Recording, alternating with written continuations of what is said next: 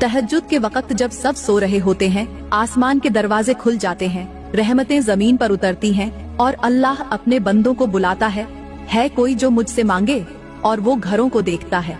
अगर उस वक्त मियाँ बीवी एक बिस्तर पर मोहब्बत से लिपटे हुए हों, एक दूसरे के वजूद को सुकून दे रहे हों, तो अल्लाह फरमाता है,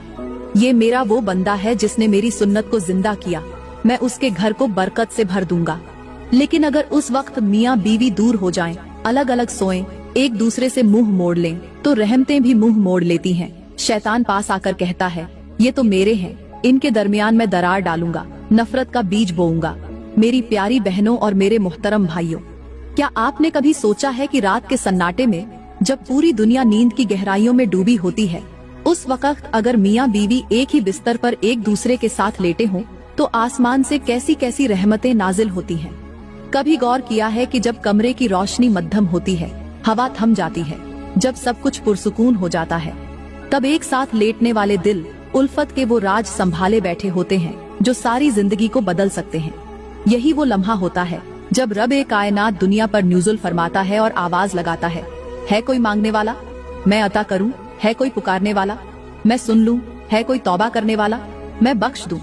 लेकिन जरा एक लम्हे को सोचो, अगर उस वक्त बीवी किसी और कमरे में सो रही हो, या शौहर रूठकर अलग लेटा हो, या दोनों एक साथ तो हो मगर दिल अलग हो, तो क्या वो लम्हे वाकई बाबरकत बन सकते हैं? मेरे मोहतरम भाइयों,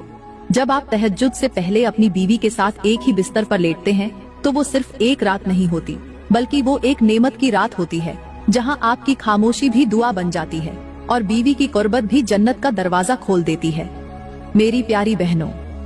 तहज्जुद के टाइम शौहर के सीने से लगकर सोना, उससे बातें करना, उसे प्यार से जगाना, ये मंजर उस वक्त का सबसे कीमती तोहफा बन जाता है। तो आज के बयान में हम जानेंगे कि तहज्जुद के टाइम मियाँ बीवी का एक बिस्तर पर सोना क्यों जरूरी है, और खास तौर पर वो लोग जो तहज्जुद के टाइम हम बिस्तरी करते हैं, वो ये बयान जरूर सुने, क्योंकि अगर न सुना तो एक दिन जरूर ऐसा आएगा जब दिल से एक आह निकलेगी कि काश उस रात मैंने ये बात सुन ली होती, मगर तब सिर्फ पछतावा बाकी रह जाएगा। मेरी प्यारी बहनों और मेरे मोहतरम भाइयों,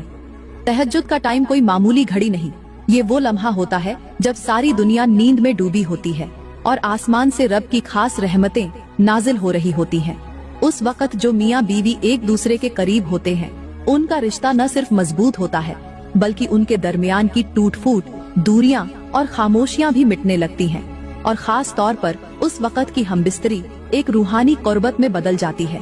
उस वक्त की हमबिस्तरी औरत के दिल में सुकून, तहफ़्फ़ुज़ और तवज्जो का एहसास जगाती है और मर्द के दिल से बोझ, थकन और बेचैनी को निकाल देती है। वो शौहर जो सारा दिन के थके हुए जहन के साथ घर आता है, और वो बीवी जो दिन भर की थकन में भी अपने शौहर की मुस्कुराहट को तरसती है, उन दोनों के लिए तहज्जुद के टाइम की हमबिस्तरी एक ऐसी दवा बन जाती है जो न सिर्फ उनके रिश्ते को जोड़ती है, बल्कि रब की तरफ से दिलों में सुकून, घरों में रहमत और सजदों में असर डाल देती है। मेरी प्यारी बहनों,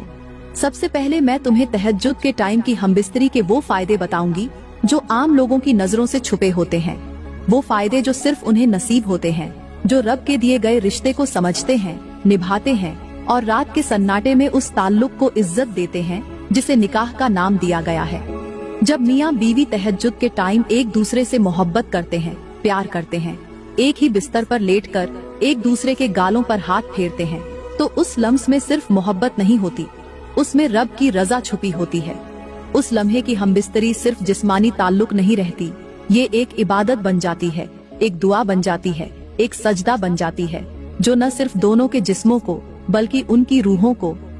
भी एक खास रोशनी